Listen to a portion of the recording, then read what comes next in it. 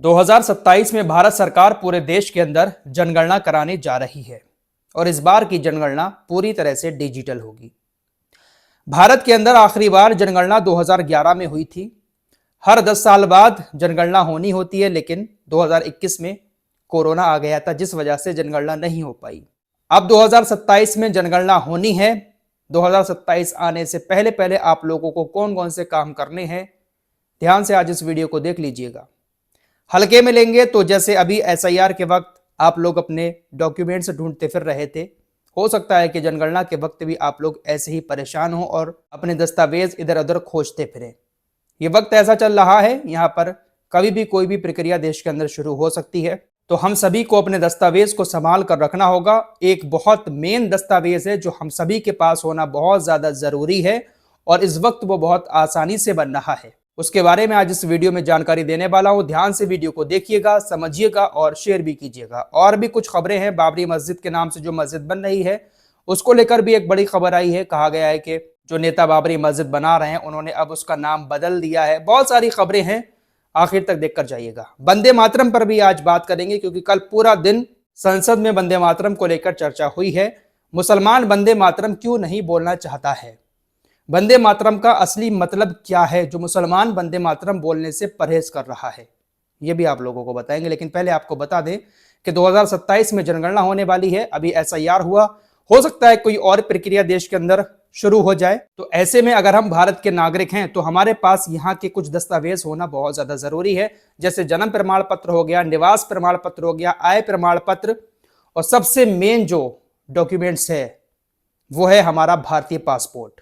दोस्तों, इस वक्त भारतीय पासपोर्ट बहुत आसानी से बन रहा है। 1500 रुपए फीस है और आधार कार्ड लगाकर पासपोर्ट हमारा बन जाता है। अगर आप पढ़े लिखे हैं तो 10th की मार्कशीट और आधार कार्ड लगाएं। 1500 रुपए फीस है, पुलिस वेरिफिकेशन होगा और आपका पासपोर्ट आपके घर पर आ जाएगा। हमारे पास अगर हमारा भारतीय पासपोर्ट है तो हमारे पास यह पक्का सबूत है कि हम इस देश के नागरिक हैं, क्योंकि आधार कार्ड को सुप्रीम कोर्ट ने भी कह दिया है और चुनाव आयोग ने भी कह दिया है कि आधार कार्ड नागरिकता का सबूत नहीं है, पासपोर्ट नागरिकता का सबूत है। क्योंकि पुलिस वेरिफिकेशन होने के बाद, अच्छे से जांच पड़ताल होने के बाद हमारा पासपोर्ट बनता है। अगर आपके ऊपर कोई पुलिस केस नहीं है, कोई मुकदमा नहीं चल रहा है, तो पासपोर्ट बनने में कोई दिक्कत नहीं हो रही है।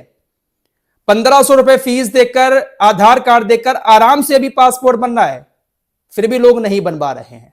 हो सकता है कि आने वाले टाइम में कुछ ऐसे रूल्स आ जाए कि पासपोर्ट बनवाना भी मुश्किल हो जाए, फीस बढ़ा दी जाए या कुछ और डॉक्यूमेंट्स लगने लगे पासपोर्ट बनवाने में।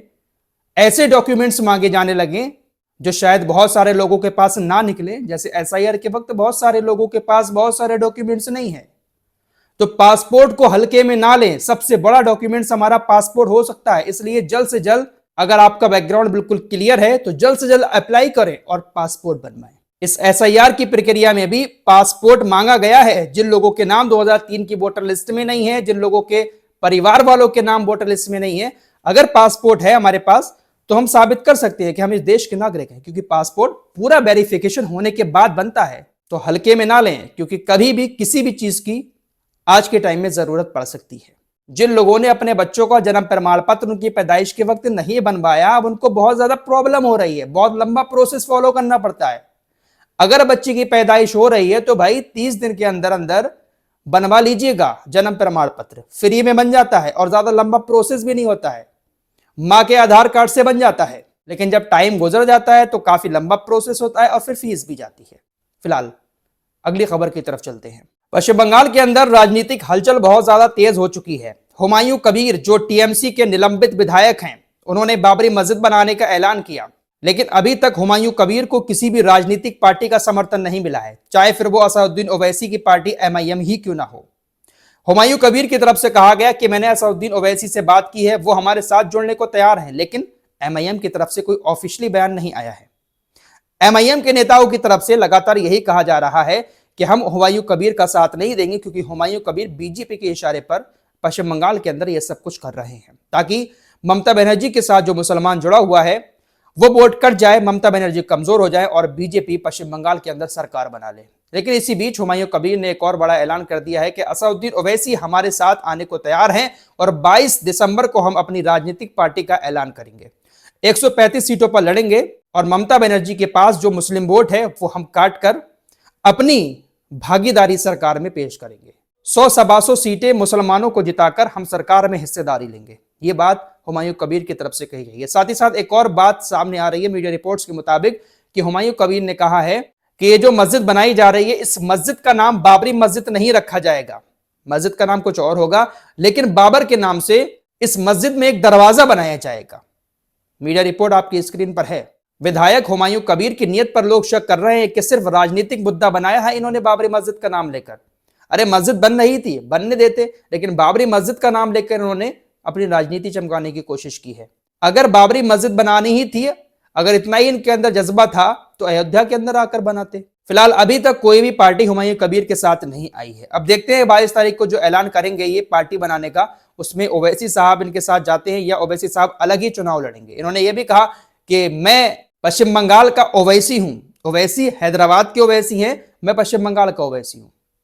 देखते हैं भाई क्या होता है, क्या बंगाल का मुसलमान इनके साथ जाता है, एक तरफा वोट देता है इनको, या फिर ममता बनर्जी का साथ देता है, ये तो वक्त बताएगा। फिलहाल वंदे मातरम को लेकर संसद में पूरा दिन चर्चा हुई। भारत सरकार चाहती है कि वंदे मातरम हर कोई बोले, स्कूलों में भी वंदे मातरम पढ़ा जाए, लेकिन मुस्लिम नेता या मुस्लिम स्कॉलर जो हैं, धर्मगुरु, वो कह रहे हैं कि भाई हम बोल देंगे लेकिन जबरदस्ती ही थोपा जा रहा है हमारे ऊपर, हम जबरदस्ती वंदे मातरम नहीं बोलेंगे। साथ ही साथ जो मुस्लिम उलेमा है उनका कहना है कि ये वंदे मातरम जो है इसको गाने से हमारा ईमान चला जाएगा। आखिर ऐसा वंदे मातरम में क्या है जो मुस्लिम स्कॉलर, मुस्लिम नेता इसको पढ़ने से बच रहे हैं? दरअसल मामला यह है कि मुसलमान जो है वो सिर्फ अल्लाह की इबादत करता है, अल्लाह के सामने सजदा करता है, अल्लाह के सामने ही सर झुकाता है। लेकिन मुस्लिम स्कॉलर्स का कहना है कि वंदे मातरम में जो लाइंस हैं उनमें ऐसा कहा गया है कि हम धरती की पूजा करते हैं, धरती को सजदा करते हैं, प्रणाम करते हैं, इसलिए मुसलमान इसको नहीं पढ़ सकते, क्योंकि मुसलमान सिर्फ अल्लाह की ही इबादत करते हैं। अब देखिए मैं इसका आपको हिंदी मीनिंग भी समझा देता हूं। वंदे मातरम इसका जो अर्थ है हिंदी का वो है, हे मातृभूमि मैं तुम्हें प्रणाम करता हूं।